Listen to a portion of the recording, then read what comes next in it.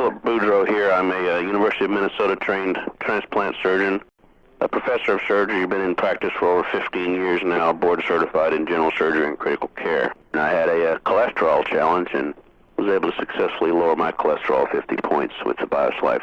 Being somewhat frustrated by some of the things that were happening in the practice where, as you know, I am one of the doctors of the last resort, and that people come to me when it's broke so bad it can't be fixed and needs to be replaced. And so transplanting patients with perfectly good livers or pancreases or kidneys, only to have them succumb a few years later to the same thing we all get, strokes and heart attacks and cancer and other presumably preventable disease. One particular experience that struck me was when a patient came to me about 7 or 8 years after his combined kidney pancreas transplant. He's about 33 years old, had diabetes and renal failure. He had diabetes since a very early age.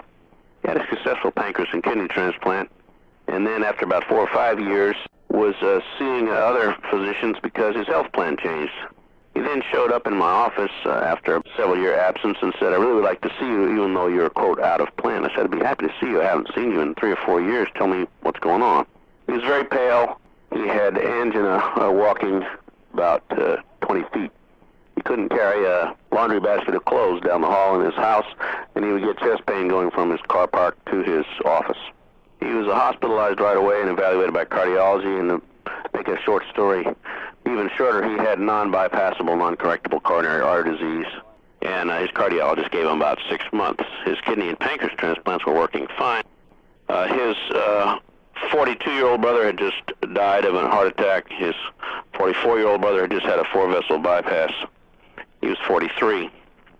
And I was recently aware of the BiosLife and a new product called Cellular Essentials, which was designed to reverse coronary artery disease without surgery. And this patient certainly was not a candidate for surgery. He also had a serum cholesterol of 280. And I offered him some BiosLife and Cellular Essentials and said, "Would you be interested in trying something alternative to what you're trying now, since it doesn't seem to be anything that we're doing seems to be working?" By this time, he had been 6 weeks in the hospital, and he went home taking BiosLife 2 and Cellular Essentials, and I was really curious to find out what would happen and whether these products would interact to suspect there would be any adverse reactions, but still I was a skeptic and uncertain. 6 weeks later, he walked into my office and said, "I'd like to go back to work."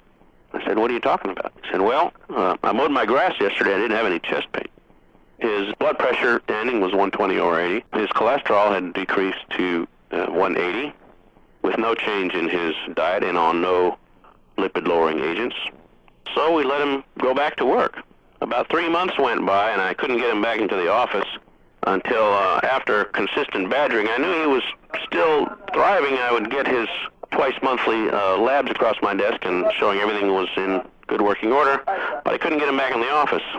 Finally got him back in the office at the end of the summer and sort of read him the riot act for asking where he was all summer, and he said, "Well, I just came off of 109 days straight of 12-hour shifts."